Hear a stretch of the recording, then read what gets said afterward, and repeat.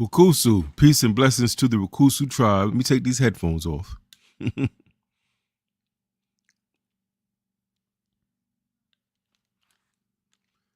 Peace and blessings to the Wukusu tribe. It's Brother Ajay Taimba from Wukusu Empowerment.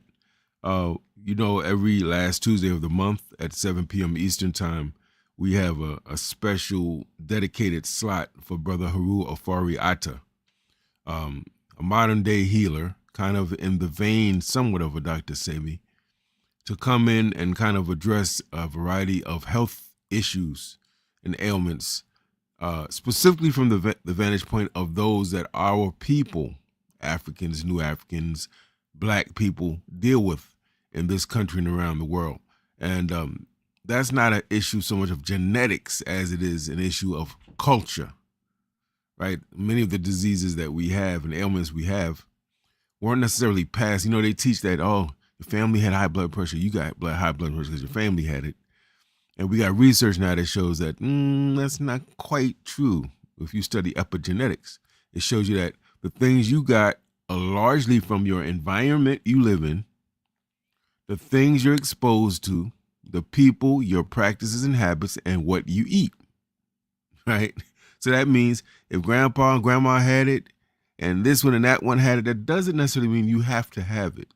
So he's going to be coming on in a minute to help us deal with the issue. I believe this episode we're talking about kidney disease. And this is very important because, I'm sure you have relatives, some of you watching, friends, loved ones that are really, and I'm going to use this word very intentionally, suffering with kidney disease. In preparation for this particular broadcast, trying to find people, at least using social media, Facebook, that this might be relevant to, I found a lot of friends and former classmates that had put up posts. Oh my God, I'm getting ready to take dialysis. I had dialysis. I'm so weak. I hate this. People that were afraid and, didn't know how to deal with it, didn't know who to listen to, what really to do, and were pretty much told that, hey, it's a wrap, is what it is, and it's pretty much irreversible. The best you can do is get dialysis. So this is a particularly important show and broadcast in that vein. We're going to get right to it. For those who I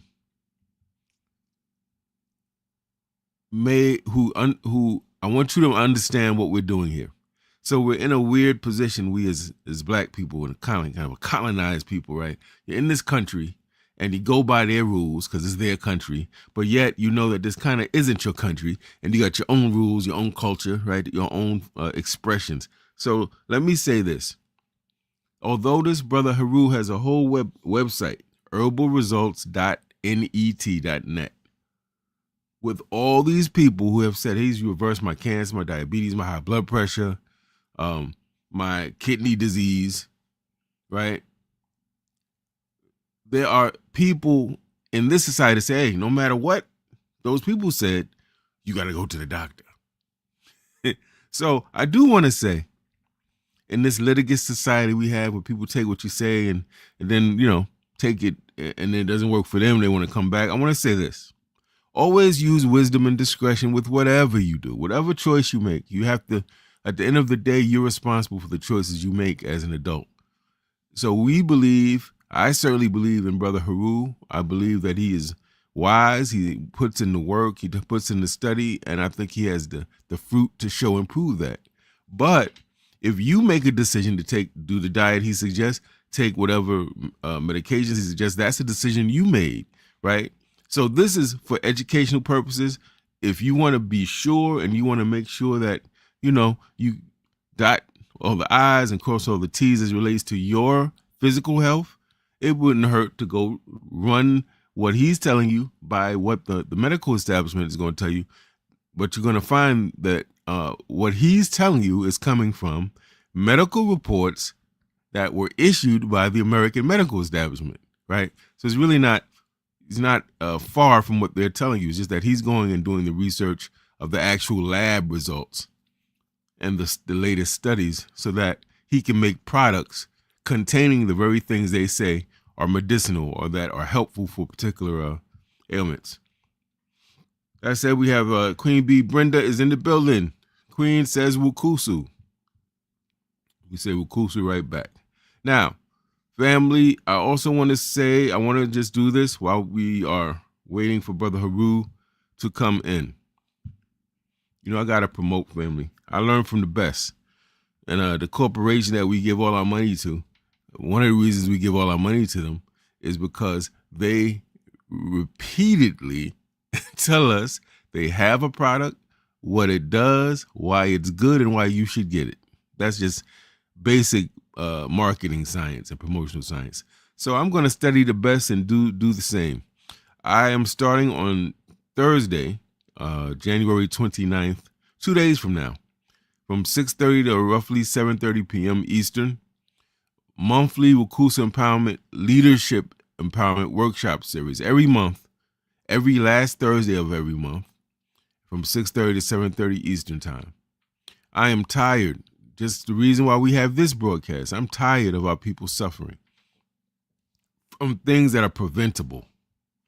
I don't know about you, but I'm a person once I see something, I say, okay, this is the issue. Once I get a pretty good understanding of it, look underneath the hood, so to speak, and understand the working parts, I'm not satisfied with simply like, okay, this is what it is. Now I want to know, how do we address it? If something rises to a level of importance to me, I can't address everything, but our health is one thing. I'm like, nah, too many classmates are dying. We got to have a show. We got to have this brother on. If he's helping people here, we got to have him on to get that word out to people. And in the same vein, what my life has really been dedicated mostly is to educating and organizing the people to resist those who cause suffering, and at the same time to build the institutions and the things we need so we're not constantly fighting other people. We're building something for ourselves. That is straight nationalism, family, Black nationalism. So these workshops come from my observations over many years, being in organizations, advising organizations, looking at certain things. I sort of say, whoa, that's not good. That's not good. And my teachings, the people who taught me, every one of these topics, a lot of them come from my leadership book, but a lot of them are things I've seen over time. The first one on Thursday at 6:30, 7:30 Eastern is dealing with something that's so foundational, yet I hear no one talking about it. And that is, how do we prioritize tasks? If you're in an organization, especially if you're in leadership, you might have on any given week, 20 or a day, 15 things to do. How do you decide what things of that 15-item list are most important? What are the least important? And therefore, right, what gets more of my time, money, or energy? This is important because if we can't do that well, the organization not possibly will suffer, not may suffer, it will definitely suffer.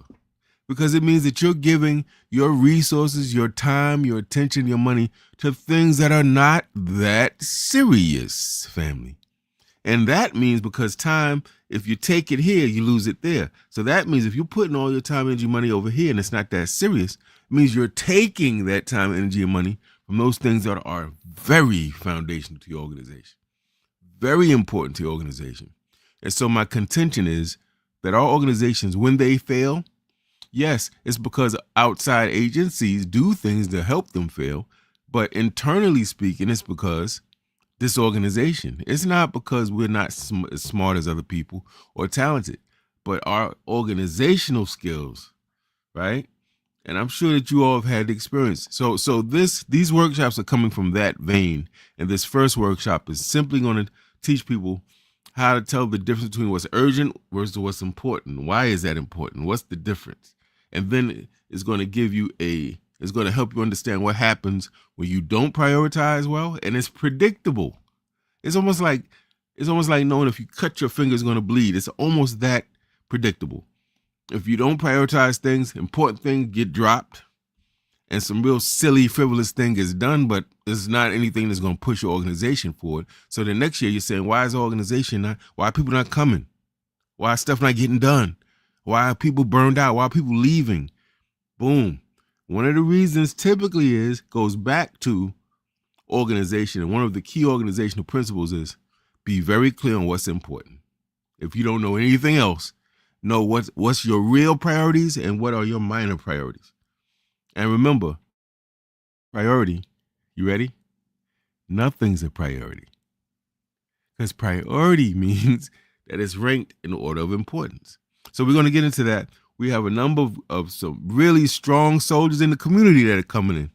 Some of these people have been organizers for 50, 60 years that are coming into this class, which tells me that they see some importance in this. And if they can come in, family, if you're new to the game of organizing, community building, nation building, it wouldn't hurt if you came through too. There's still time to register.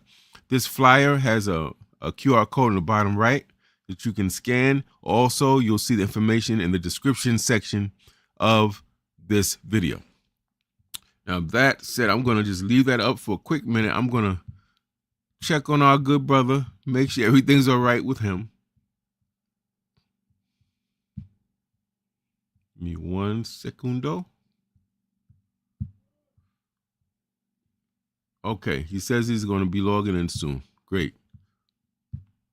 All right, so let me remove this. All right, family. So you see I have it scrolling by on the bottom. I want to make sure I put up our title so we know why we are here.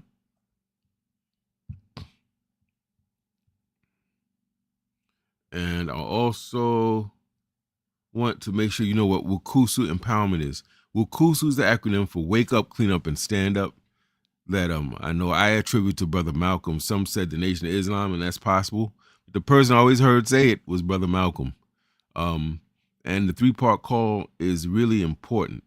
It's saying that if you want to call to action, if you want to live your life in a way that makes you proud, your ancestors proud, you dying with no major regrets, one way to do it is wake up. Wise that dome up. Get some wisdom. Know who you are, whose you are, where you come from. What are you on this earth to do? Have purpose. Don't drift around aimlessly. 2, identify the things in your life, your habits, your way of thinking and processing the world that get in the way of number 1, right? Get in the way of you being your higher self, your authentic self, and utilizing the gifts that God has given you and all the talents and wisdom you accumulated over the years. 3 is having woken up, understanding why you're here. 2, having dealt with these issues that are getting in your way. 3, exert leadership. Now fulfill that purpose, that number 1 part, right? You know, I'm here to write. I'm here to do movies. I'm here to decorate. I'm here to help people live better lives. I'm here to make people laugh and release and relax, right?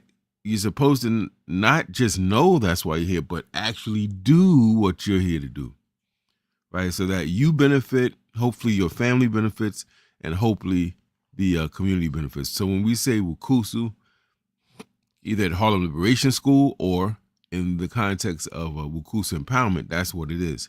Wukusu, I believe, relates to everything in your life, everything, right? I want to get in shape. What do? Got to know who I am. What does that mean with health? What's my lab results? What type of sugar do I have? What's my heartbeat? What do you call that? The heartbeat rate. What's my blood pressure? What weight am I? What's my body mass index? Right. So it applies to everything. Right. And then, what are the things I'm doing that's getting too many fried foods, eating maybe too many animals, too much meat, maybe sedentary. I don't get up, get out and get nothing. I'm always on my behind doing nothing. So it's the same thing. And then what? Then you stand up, which means now that you do this, you use that energy, that better health, and you become a witness to other people who you see suffering, who you see need help, who may be in a similar position to you, right? So it really relates to everything Wukusu. It's actually a lifestyle. With that said, our brother has perfect time. We're going to bring Brother Haru in. And before he comes in, I'm going to thank him publicly for making time for us. I want to thank him also publicly for um, being almost now I'm going to say being a healer, helping people to understand healing, and what's very important with leadership. I don't think he sees himself as a leader, but one thing you're going to see about leaders is they always, the real ones are not trying to keep you dependent, tethered to them. They want to teach you so you can go ahead and live your life. You may never see them again, but they have taught you so well that you know how to move forward, right? And this is a brother that's really, I think, really represents that. So anyway, I want to bring him on. I want you to direct your attention to his website, herbalresults.net. You could probably bring it up on your computer while he's talking. You can see some of his products. I might show some of it while he's talking. But we really want you to pay attention to our good brother as we talk about understanding and addressing the issue of kidney disease. Let me bring our good brother on. Brother Haru, how you doing, man? I'm on top of the world. How are you? That's what I'm talking about. Yes, sir. Yes, sir. That's what I'm talking about. Thank you, man, for joining us again for another monthly broadcast, good brother. You know, I was trying to get this word out to people who might be actually suffering with kidney disease. So I did a little thing on Facebook, looked up some things, and I saw I got a lot of classmates, college, high school, friends who may not have revealed that. I'm like, wow, that posted that they're in dialysis. And brother, you could feel the anxiety. Like I could read their posts and it's like, wow, I'm scared. I don't feel well. They told me I need a transplant. So this is very timely. I guess, Brother Haru, I got so many things to ask you, but can we start here? I know you like to start with the foundation and build it up. What foundationally do we need to know about kidney disease? Okay, so when we talk about disease, I don't like to just talk about one body part because I deal with what you call first principles approach to solving problems, right? First principles approach has you answer two questions, and first principles thinking, and anyone should, do some research on first principles thinking. It'll be very helpful because those of us who use first principles thinking always, and I mean always, outperform people who do not. And this applies to the field of engineering, this applies to the field of physics, this applies to the field of all sciences, this applies to psychology, human relationships, economics, forex trading, stock options, farming, gardening. In all areas of life, first principles thinking outperforms all other types of thinking because first principles thinking does is that it causes you to never focus on that which is unimportant. And then it has you identify what the limiting factors in a problem set are. So let's say, for instance, that let's just start with the second one, which is the limiting factors. Let's say in a problem set, you have, let's say you have three limiting factors or three things that if they don't exist or if those problems aren't solved within this problem set, nothing moves forward. Well, what first principles thinking does is of the three, which is the most important, that if it was solved, you would be able to move forward. And if it's not solved, you're not able to move forward. You identify that most important piece of the puzzle, almost like a Jenga. You've seen the Jenga game? Well, in the Jenga game, it's a block building game. Oh, yeah, I've seen that. You pull the blocks out. Yes, exactly. So there's some blocks you pull out and the structure will stay. And if there's some blocks that you pull out, the structure will collapse.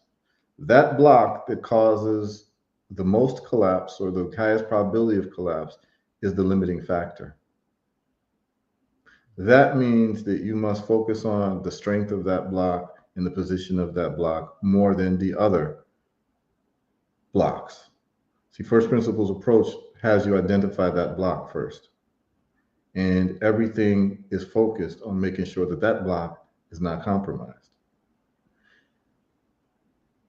First principles approach also has you identify what are the boundaries in which you're dealing with. What are the immutable truths within a problem set? So you would have the laws of physics when you're dealing with structural analysis of, let's say, buildings, bridges, or what have you. You're dealing with the laws of gravity, uh, the laws of tensile strength. You're dealing with the different laws that exist, and anything that's outside of that, paying attention to that would be a waste of time. So when you talk about health,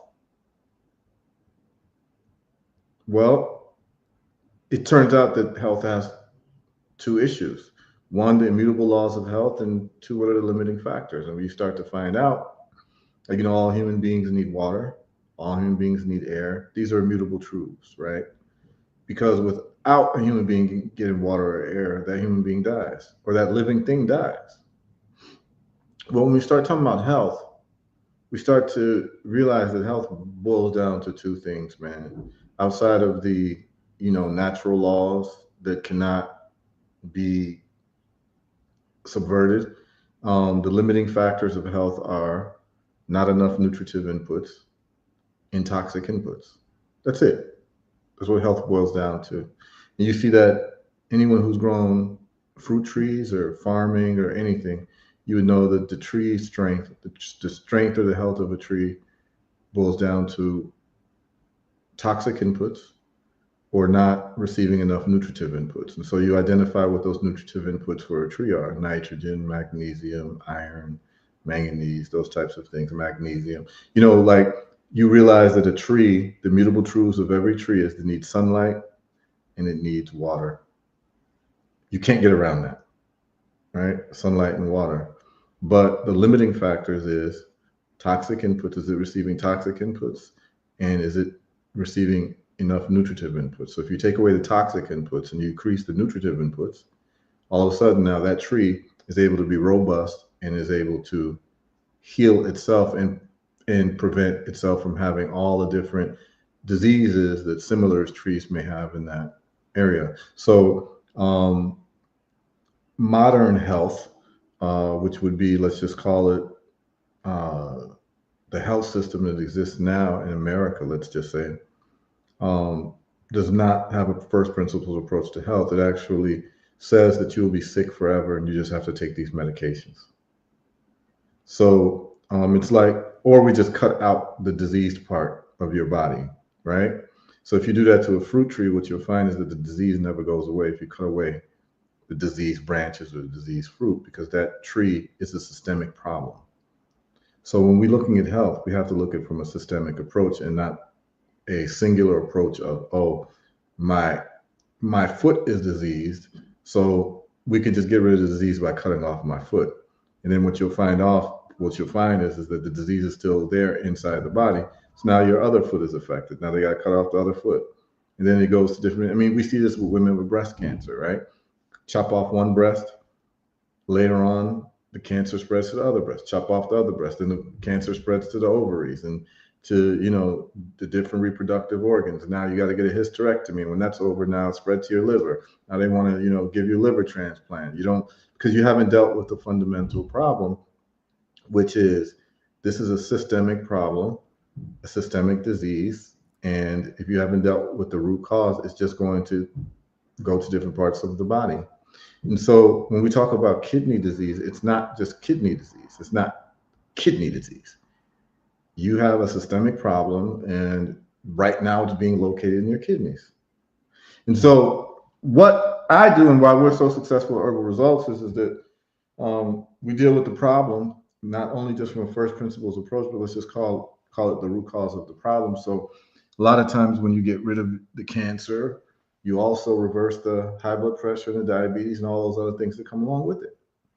And as far as I'm concerned, what I say is that there is no reversing cancer without reversing high blood pressure and diabetes. That if you truly reversed cancer, that same person who 9 times out of 10 has other health issues, most people who come to me with cancer don't just have cancer. They usually have high blood pressure, they usually have diabetes or something else going on with them, because the disease is systemic in the body. The medical system says, okay, we're going to get your kidney disease under control. You have to take this medication or dialysis for the rest of your life, without addressing, well, what caused the kidney disease? And do you have any other problems? And here's where we get into the solution. What you'll find 9 times out of 10, my brother, you can ask the friends that you are talking about. What I found 9 times out of 10 people with kidney failure also have high blood pressure, and they're on high blood pressure medications, and they've been on high blood pressure medications for years. Okay. So now what we know about these medications is that all these medications are synthetic. That's the only way that they could get a patent. It has to be something that they made in the laboratory, because if it's made by Mother Nature, they can't get a patent because it's already made by Mother Nature.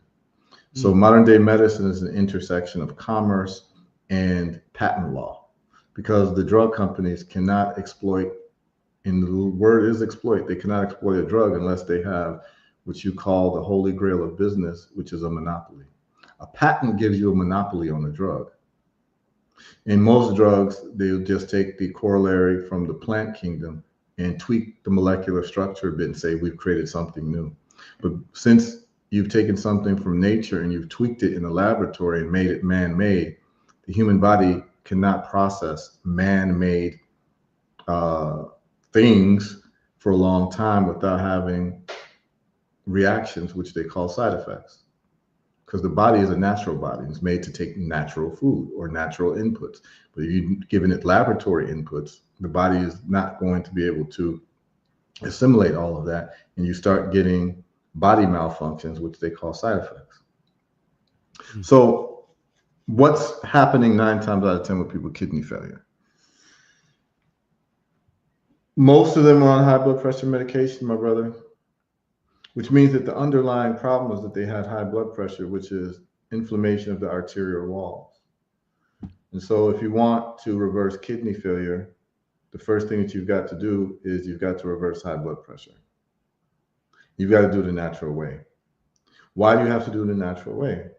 Because even according to their own research, many of these high blood pressure medications cause kidney failure. So people are saying this and hearing this and seeing this, particular conversation we're having, but they never knew that the medication that they were taking is actually affecting their kidney health.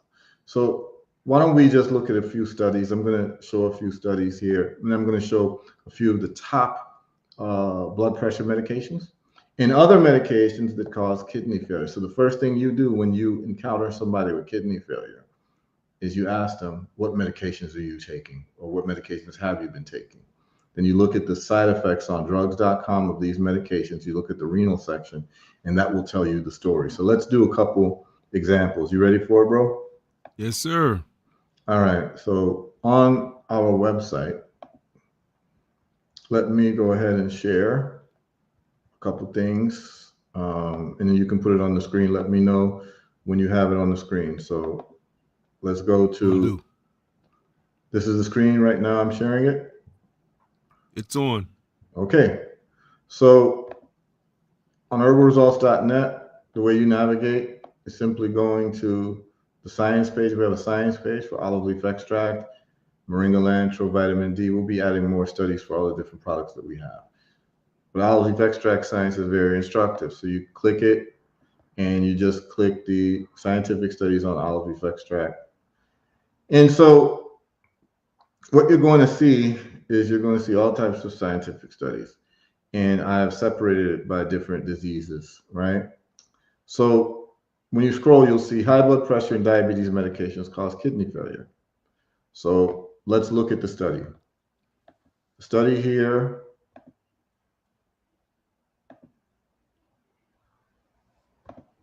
do you see it where it says renal considerations in angiotensin converting enzyme inhibitor therapy? Yep, I see it. Okay. Now, this is very interesting because this is not Heru's study. This is the study from the American Heart Association. So if you look, you will see that it was published in 2001, 25 years ago. Okay. And what is the title? It says renal considerations in angiotensin converting enzyme inhibitor therapy. This is a class of blood pressure medications which they call ACE for angiotensin converting enzyme, ACE inhibitors.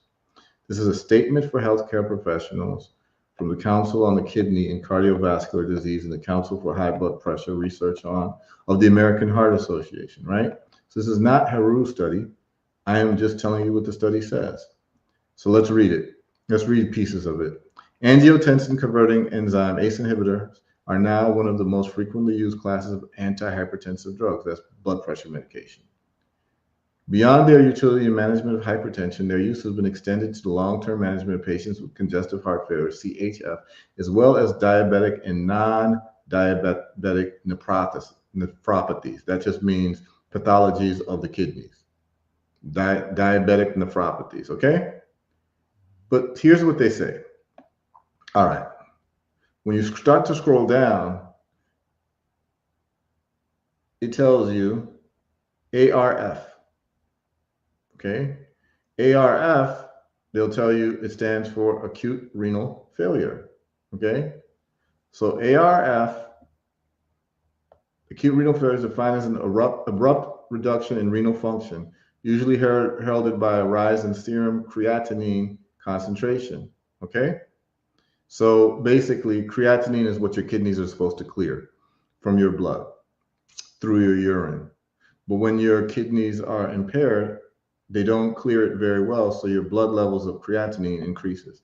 So it is a direct correlation that the higher your creatinine levels are, the higher your kidneys are damaged.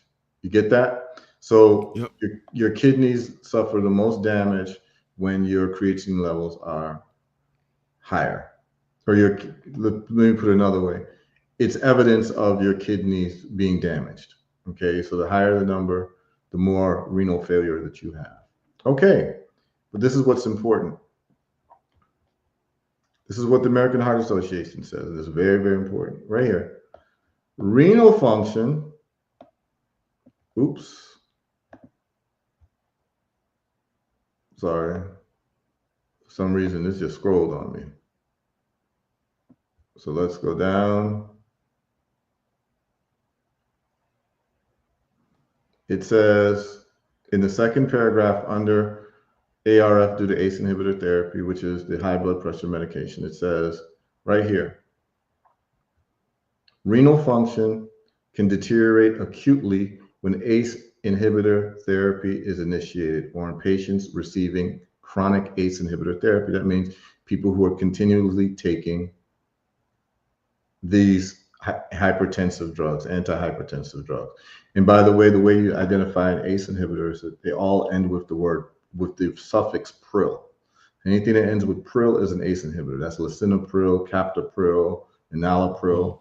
Anything with a pril is an ACE inhibitor. So this is what they're saying. So renal function can deteriorate acutely, which is just basically suddenly, when ACE inhibitor therapy, anything that ends with a pril, is taken, or in patients receiving anything with the pril on a continuous basis. This is what it means, receiving chronic ACE inhibitor therapy, particularly in patients with congestive heart failure. Now, this is really what's important. ARF, acute renal failure, can occur even if ACE inhibitor therapy has been uneventful for months or years. To date, little has been written about this latter problem. What they just said right here is that you could be taking lisinopril, captopril, any of these pril drugs for months or years with no problems, then all of a sudden you get acute renal failure. Okay? All of a sudden your kidneys aren't working. This is what they're saying. Acute renal failure can occur even if ACE inhibitor therapy has been uneventful for months or years. To date, little has been written about this latter problem. Do you see how much of a problem that is? Yeah, you going 5, 6, 10 years thinking everything's good, then you finding out your kidneys are damaged. And then they never tell you that it was the medication that you were taking that caused that problem. Okay? So let's do a couple things here. We're going to go to drugs.com. And we're going to look at some of the popular blood pressure medications. Again, you can go to drugs.com and we'll put in lisinopril, and let's just see what they say in drugs.com.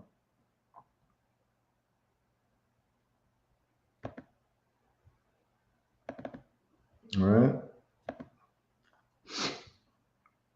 So when you go to drugs.com, you just put in the name of the medication that you're taking and you put in the word side effects, right? So here's lisinopril, and you just type in side effects.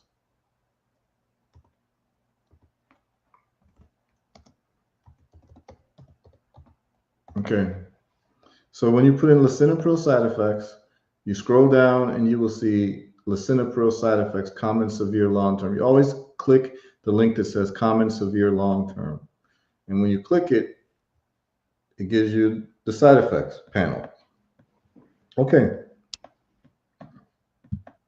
Scroll down and it'll tell you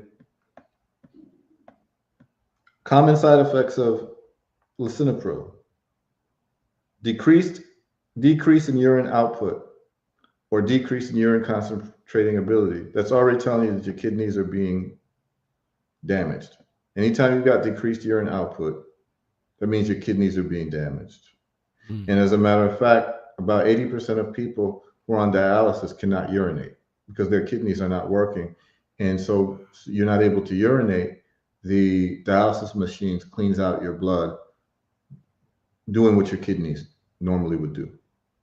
And a lot of people don't tell you this when they're on dialysis, that they haven't urinated. And then the reason I can talk about this, I've had family members on dialysis, like my uncle, and I'll tell you my uncle's story.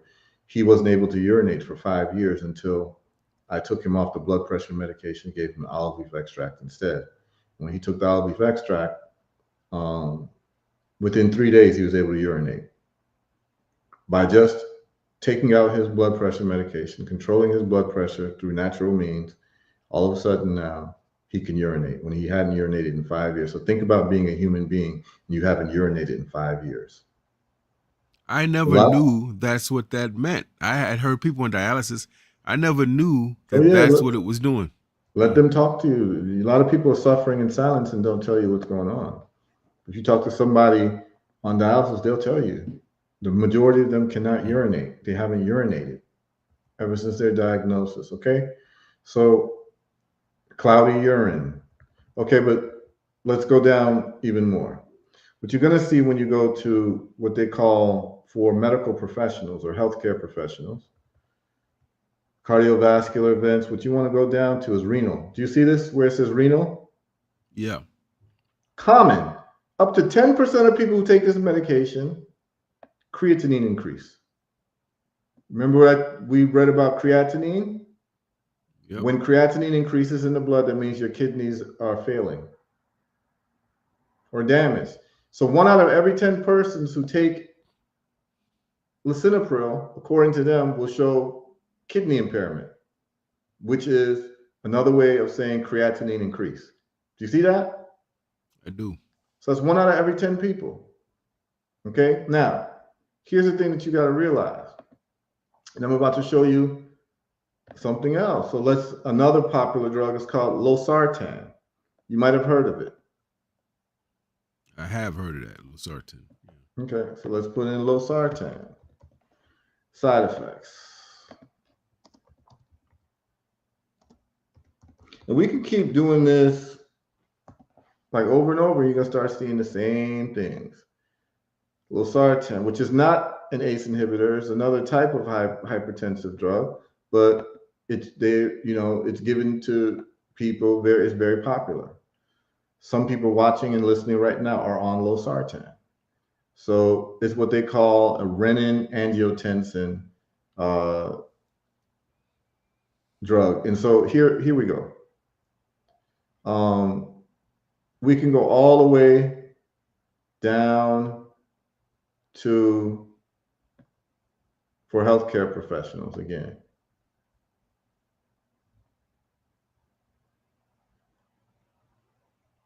Go to renal. Do you see this? Yep. Okay. Look at what they say. They're even more direct. Common, 1 to 10%. Renal impairment, renal failure, serum creatinine increase. Do you see that? Yep.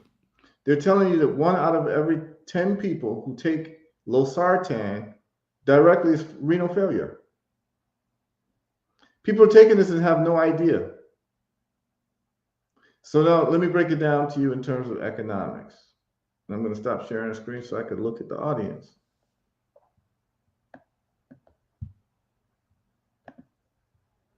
And I'm just really just scratching the surface, but audience, here's what you need to know.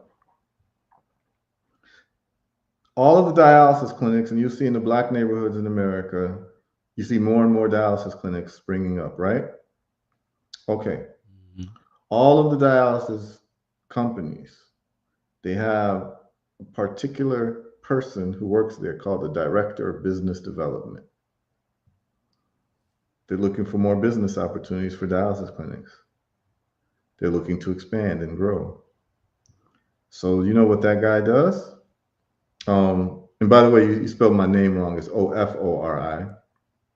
But the Oh, my bad, director, brother. yeah, it's all right. The Director of Business Development, guess what he does? So tell me, you're in Harlem, right? What's your zip code? 10031. Okay. So what they'll do is they'll look for all of the pharmacies in the zip code of 10031. CVS, Walgreens, Duane Reade. They'll get all the pharmacies. And you know what they'll do? They will call and ask the head of the pharmacies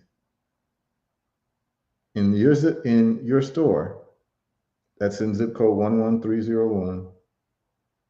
How many people are you filling a prescription for losartan?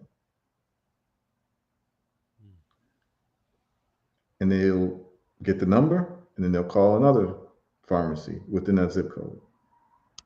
One store may say 3,000 people, 4,000 people. Another one may say 10,000 people, and they add it up.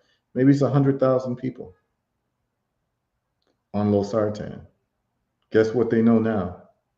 They know that 10% of the people who are taking losartan will develop kidney failure. That means 10% of 100,000 is 10,000 people. They know that they now have 10,000 customers. Mm. Now, most people who are on high blood pressure medication are not just taking one medication. They're taking more than one. So imagine you're on lisinopril and losartan.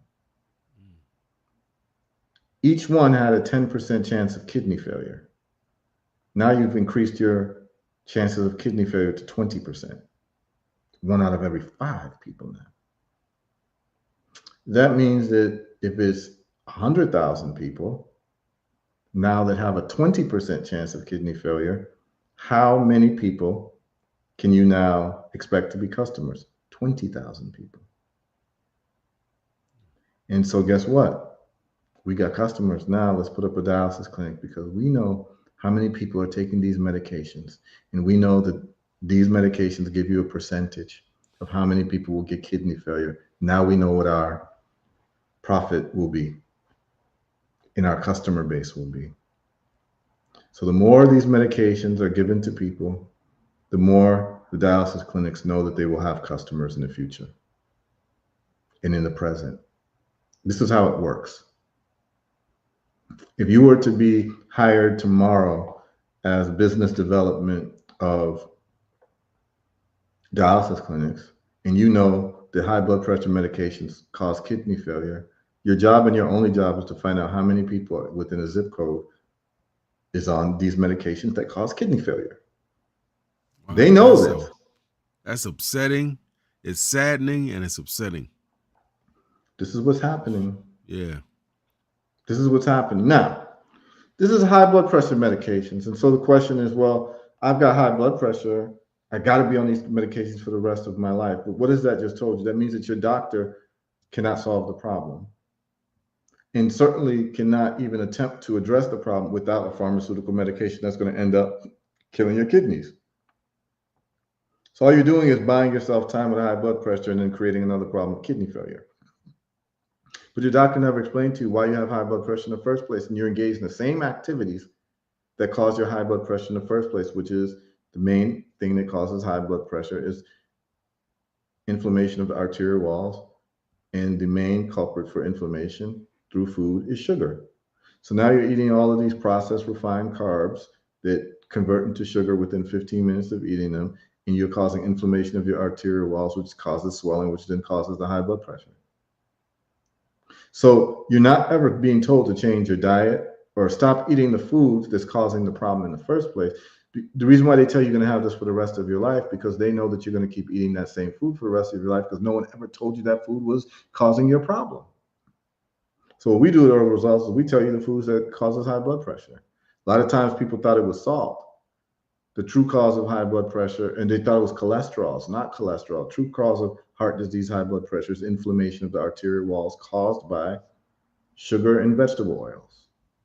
So that's the canola oil, corn oil, all of those things. They cause inflammation, chronic inflammation, particularly located with the arterial walls. And so the question would be, okay, I've got high blood pressure medication, Haru. How do I get off this medication and maintain a healthy blood pressure? Well, the first thing we're going to do is get you off of the foods that's causing the inflammation of your arterial walls, number one. So imagine inflammation, the root word is flame. So you've got a fire burning inside of you, and these foods are basically gasoline on the fire. We're going to keep that gasoline away from your consumption. That's the sugar, the rice, pasta, all of those things. Okay. The next thing we're going to do is we're going to get you on anti-inflammatory herbs, because the problem is inflammation. We want to reverse it. And one of the best anti-inflammatory herbs is olive leaf extract, which we make. And we have the studies that show how olive leaf extract reverses high blood pressure. So I'll share some of those studies with the audience, because I can go over like the problem, but at the end of the day, people want to know the solution, right? This would be the most effective use of our time, is sharing the solution, because I can go over the problems and the causes all day long, but then people want to know, then what, right? Mm-hmm. So here's the then what.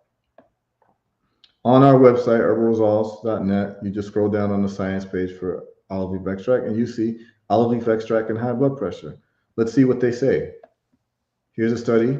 And again, all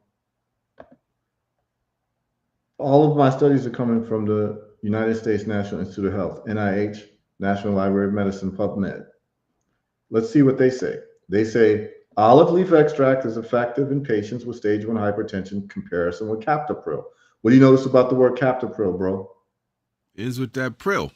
It's an ACE inhibitor, which causes kidney failure. So what they're doing is they're comparing olive leaf extract with a blood pressure medication that causes kidney failure. Okay? All right. What did they say? Basically, they had two groups of people, and they put them on olive leaf extract for 8 weeks, and they put another group on captopril for 8 weeks. And here's what they found out. When you check this out, a significant reduction of triglyceride levels which is unhealthy fats, was observed in the olive group, but not in the captopril group. So the olive leaf actually reduced triglycerides, but captopril did not. And then they say, in conclusion, olive leaf extract at the dosage regimen of 500 milligrams twice daily was similarly effective in lowering systolic and diastolic blood pressures, which is the top and bottom numbers, in subjects with stage 1 hypertension as captopril, given at its effective dosage of 12.5 to 25 milligrams twice daily. So what they're saying is, if you've been prescribed captopril and you're taking 12.5 to 25 milligrams daily, you'll get the same lowering of your blood pressure with olive leaf extract. But you'll get the benefit of a reduction of triglycerides. Why aren't you told this? Why aren't your doctors offering you this? Because what we just learned is that we learned that anything that ends with a pril is going to cause you acute renal failure, or at least give you a 10% chance of having acute renal failure. So on one hand, this will lower your blood pressure, but it will cause renal failure. On the next hand, olive leaf extract will lower your blood pressure, and actually reduce unhealthy fats without harming your kidneys. Why is it that in this world that we're living in, that the doctors are not recommended olive leaf extract instead of captopril? You know why? Because the drug companies won't make any money. Do you see what we're up against? I do. That's Drug companies are the ones who fund the hospitals, fund the medical schools, curriculums. They fund the journals, all of the medical journals. When you turn the pages, they have advertisements in them. And they're all advertisements for pharmaceutical drugs. So they keep all of these so-called health institutions afloat. And in return, the health institutions have to allow the pharmaceutical companies to make money. So that's why your doctors are only trained. Most doctors have no idea about olive leaf extract. They've never seen this study. They're only trained in what you call standard of care. If someone comes with high blood pressure, you give them captopril or lisinopril or losartan or what have you, because that's all they're trained to do. As a matter of fact, if they don't, they can get sued for medical malpractice. Do you see the problem? I do. Let me ask you a question, Haru. I'm assuming then that the pharmacies get a kickback, that the doctors who they come to, the reps come to Yes, right? absolutely. For certain quotas, they'll give you, certain money or vacation packages and all that. Yeah, absolutely. This is what's happening. I mean, this is just what's happening. And so now you just become the guinea pig. You see what I'm saying? You're there, your sickness is there to enrich people who have no interest in healing you. That's why, like, a lot of people want to call me, Dr. Haru and this and that. And I tell them, no, don't call me that. Just call, I'm an illness reversal engineer. I don't want to be in that industry. I hear that. You don't even want to be associated with that, right? No, I don't want to be associated with that because I Yeah. understand what that's about. There's no remedy that they're going to give you without having to enrich the pharmaceutical companies, which necessarily are going to give you drugs with terrible side effects because they're man-made. The only way they can make money is if they make drugs in a laboratory. The drugs in the laboratory allow them to patent the drug, and a patent means that they're the only ones who can sell the drug for 20 years. They have an exclusive monopoly for 20 years with a patent. This is why it's a race for them to create new drugs all the time, because they want a monopoly. Olive leaf extract, anyone can make olive leaf extract and sell it. So the pharmaceutical companies will never be involved in natural remedies. They can't make money because they can't get a monopoly. So it's important for people to know this. I just had a quick question. So let's say that somebody watching or will watch the later recorded version has kidney failure. They went the traditional route. They took the medications. It got worse, and now they have a transplant. Can taking the olive leaf extract still help, or is it kind of like up? Well, you got a new kidney, but the problem is that the way the body is set, they look at the kidney, the body will recognize that it's foreign. And you start developing antibodies against that kidney, and the immune system starts attacking the kidney. So people who get transplants have to take special medication so the body does not reject the kidney. So by the time you get a transplant, the other problem is they have to weaken your immune system. So a lot of people who die from after they get a transplant, they die from opportunistic infections. They're highly susceptible to infections because they have to take immune system lowering medications when the main problem was that they just had inflammation of arterial walls, and they just cut out the sugar. They cut out the refined carbohydrates of vegetable oils and took anti-inflammatory herbs. And then another part of high blood pressure is magnesium deficiency. So a lot of people who have high blood pressure, they have magnesium deficiency. They don't have enough magnesium, and so you supplement with magnesium, and the problem gets reversed. So anytime you can, like right now, as a matter of fact, there's I think she's about 80 years old from Jamaica. She lives in Atlanta. She came to my lecture in Atlanta a couple months ago, and she had high blood pressure, and they said that her kidneys were failing. And I was able to tell her your kidneys are failing because of medication you're taking. And so I put her on a regimen. And a month or two later, she's gone back to her doctor, and her doctors were shocked. What are they shocked about? Her kidneys have completely healed, and her high blood pressure is gone. Call her And the Miss. high blood pressure is gone. Wow. Mm-hmm. Yeah, her name is Miss June. As a matter of fact, she just contacted one of our representatives in Atlanta. She's ready to give a testimonial. So I'll be doing a video testimonial with Miss June on kidney damage and high blood pressure medications, maybe even tomorrow, and it'll be up on the website, and I'll share it with you. Cool. You know, we can play clips of it on your next shows. But she's the quintessential example of what people are going through. Because if she kept going with the blood pressure medication, her kidneys would have just completely been gone and would have to go on dialysis.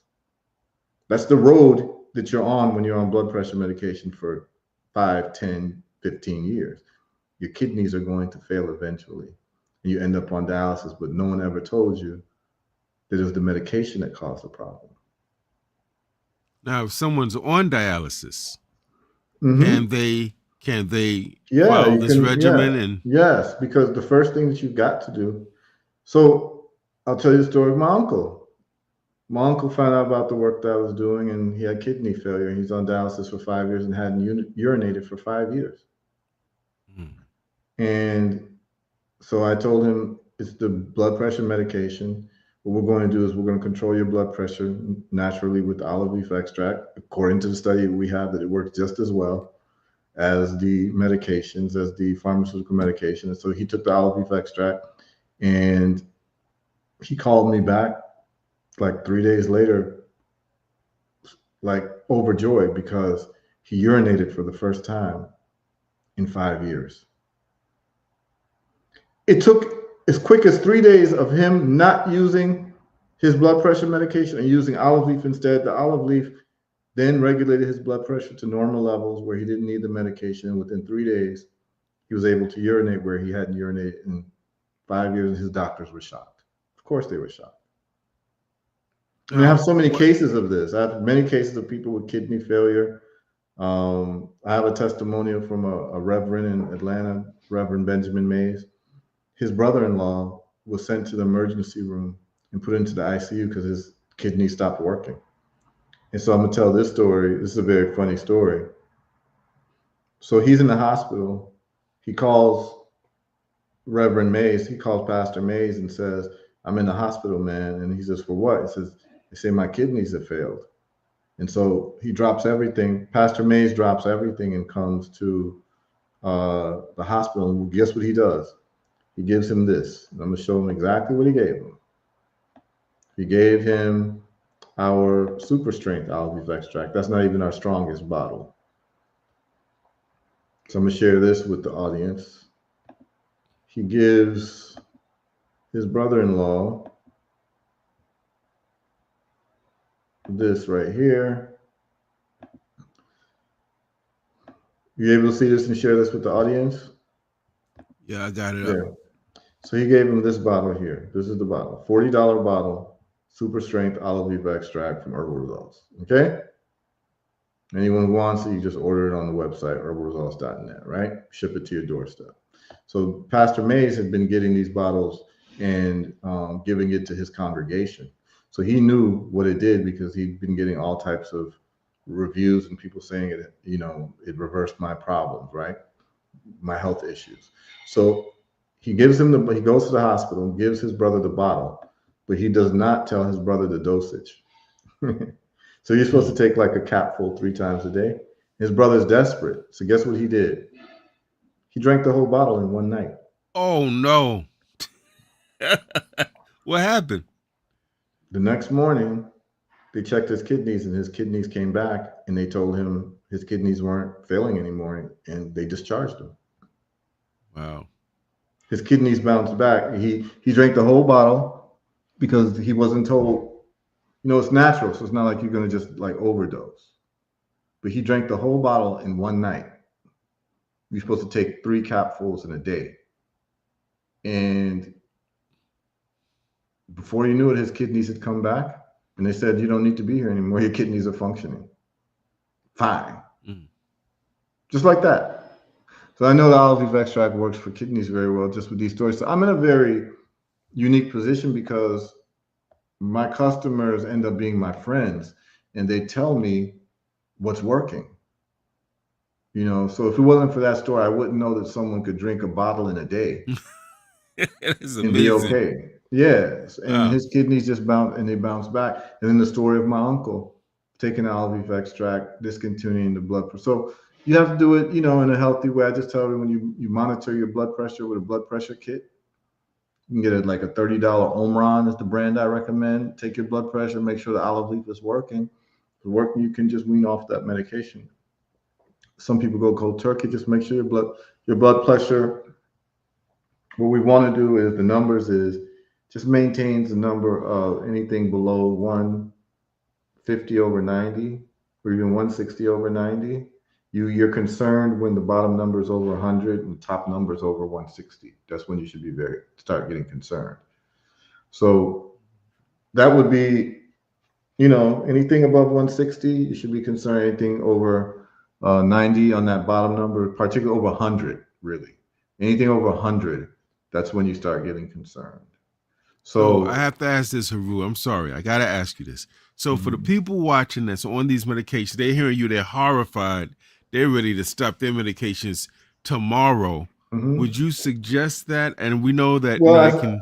yeah, I suggested number one, you have to stop eating sugar, have to stop eating vegetable oils. Those are things causing the problem. I would recommend you take magnesium as well. Probably would recommend, really, if you want to really, really, really cover all bases, you would take these three products. And then there are some cases where some people respond to a product we have called Moringa Lantro better than they do the olive leaf. So just let me walk people through this. I know people just want solutions, so let me just walk through this for you all. I would say that probably 70% of people, they can take the they take the olive leaf extract by itself and their blood pressure issue is solved. Just the bottle of the olive, they'll just take that and their problem is solved. Now, there are some people who respond better. I'd say about 20% of people respond better to this product here, which is the Moringa cilantro powder. That will also lower your blood pressure. Some people respond better to that. Okay? I always tell people step one is you use the olive leaf extract first because the majority of people respond to that. And then while you're taking the olive leaf, you want to step up on vitamin D and magnesium. Vitamin D3 plus K2 and magnesium should be taken together. They are complementary. Magnesium helps the absorption of vitamin D. And we find out that people's blood pressure numbers being crazy is also related to low vitamin D levels and low magnesium levels. So you're going to take these two together. So I would say anyone who has high blood pressure, change your diet to what is known as a ketogenic diet, which is a low sugar, low carb, no sugar, low carb diet. Take the olive leaf. Then take your blood pressure every day and see what it's looking like. If you want to wean down on your pharmaceutical medication, if you're taking a whole tablet, cut it in half. Taking 2 tablets, cut it in half. Or a lot of people skip a day. Skip a day and your blood pressure is good while you're taking the olive leaf. You skip another day. Your blood pressure is good. Then a day becomes a week becomes a month becomes a year. You get what I'm saying? So you would take this, just start with this, the super strength olive leaf extract. And You said then, 3 times, Haru. When you yeah, take three that, it's times like a three. day, morning, Oh, afternoon, night, take a, capful. And then you can add the vitamin D and the magnesium product. Now, if you find that when you start taking the olive leaf, and it will usually work within 24 to 48 hours, okay? If in 24 to 48 hours you're not seeing a lowering of your blood pressure, or after a week you're not seeing lowering of your blood pressure, you can use the Moringa Lantro instead, right? And you should see some results there. But if you're not seeing a lowering of your blood pressure using olive leaf extract or moringa lantro, you are most likely deficient in magnesium. So I just tell people, if you want to cover all bases, you will get these 3 products. 1, 2, 3. Olive leaf extract, vitamin D3, magnesium. And if you're not seeing lowering, then you'll switch out the olive leaf extract for moringa lantro. So you can take moringa lantro, magnesium, vitamin D3, and we have a lot of success with this approach.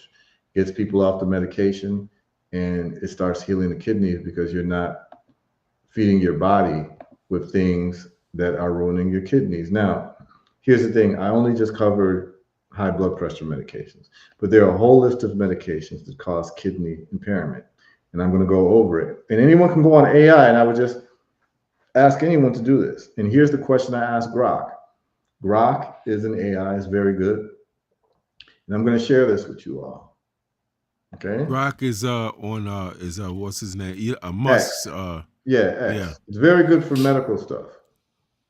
So for medical information, you can put your blood test results, and it'll give you great analysis. You can give an X-ray, and it'll give you great MRI, and it'll give you great analysis of your scans. So watch this. You all are going to be shocked when you see this. What I did was I asked Grok, list all medications that have kidney side effects. Okay? Look what Grok did. Number 1, non-steroidal anti-inflammatory drugs, NSAIDs, that's what they say, NSAIDs, right? Ibuprofen, which is Advil and Motrin. Aleve, aspirin in high doses. You see? So if you've been taking this for a long amount of time, that can ruin your kidneys. People aren't told this. Antibiotics. You got the list of them here. They can cause acute kidney injury, especially in people with dehydration or pre-existing conditions. And it gives you all the list of the antibiotics. See that? And then water pills, diuretics,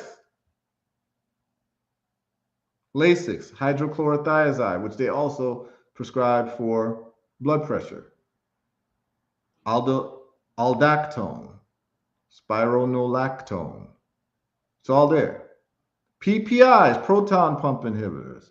These are people who have acid reflux and ulcers. Long-term use, Prilosec. A lot of people know about Prilosec. Will cause kidney failure. Antiviral meds can cause kidney failure. So you've been on them for a long time, you can get kidney failure. This is why the first thing I ask when people who have kidney issues, I need to know what medications you're taking. Chemotherapy drugs, treating cancer, and all of a sudden now your kidneys aren't working, and they can blame it on the cancer and not the chemotherapy. You understand? Immunosuppressants, when they suppress your immune system, it can constrict blood flow in the kidneys. And you got the names here. Other medications, lithium for bipolar disorder. And then you see the ACE inhibitors. So I covered just this today. You see it? And I covered ARBs. There's the losartan, similar to the ACE inhibitors. Even when you take a CT scan, a lot of times when they give you the dyes, the contrast, that can ruin your kidneys. And a lot of people don't know about that. You see? I mean, look at what it says, ACE inhibitors, lisinopril, enalapril, sometimes worsen kidney function in certain people. Though they're often used to protect the kidneys. Can you believe that? They're using ACE inhibitors to protect the kidneys, but 10% of people, it'll actually ruin the kidneys. But they don't tell you this. And then they go to the illicit drugs, cocaine, heroin, methamphetamine, ketamine, methadone. So this is why I take the approach. This is based on first principles thinking. This is the toxic inputs part. See that? So all this list here is a toxic input. So anybody who comes to you with kidney failure, the first thing you ask them is, what medications are you and have you been taking? without this question, you are doing the person a disservice, because they'll keep taking that medication thinking it's good for them, but it's quietly causing the kidney failure. And then we solve the problem with natural methods, of which we have on, herbalresults.net. Hope this was helpful. Very helpful. Blood pressure check again. You want to make sure the top number is under 160 and the bottom is 160, under 100. 150. Yeah, and the bottom is under 100. Mhm. Anytime it's above, then you should be concerned. Okay. Okay? Excellent, man. Excellent. Thank you again, brother. Thank you for the work you're doing. This is, man, I am sitting here, and if I can be very clear, I understand with what European, i.e. white, Western medicine represents to our people historically. And even though I know that and have studied it and have talked about it for years, to hear all this is still like, wow. It's like, that's crazy. It's really crazy. Benefiting off of our illness. Yeah, so we have to take charge of our lives. It sounds like what Brother Heru is saying. We got to take control. We don't like something. We take control with the knowledge, and then we implement that knowledge.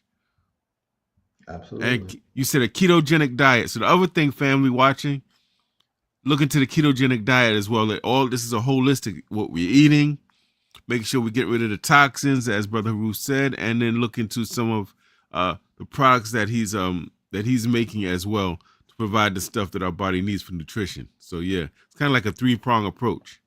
Absolutely. Okay, my brother, unless you have anything else to say, we are going to sign off. Thank you again, brother. Can't wait till next month what we're gonna be dealing with then, man. But I learn a lot personally from these, and I try my best to share them. I tell people to look at these videos. Don't take it from me. Listen to Brother Heru. So, man, thank you, brother, on behalf of all of us, man. Really appreciate you. No problem. It's a pleasure. Yes, sir. Peace, brother. All right.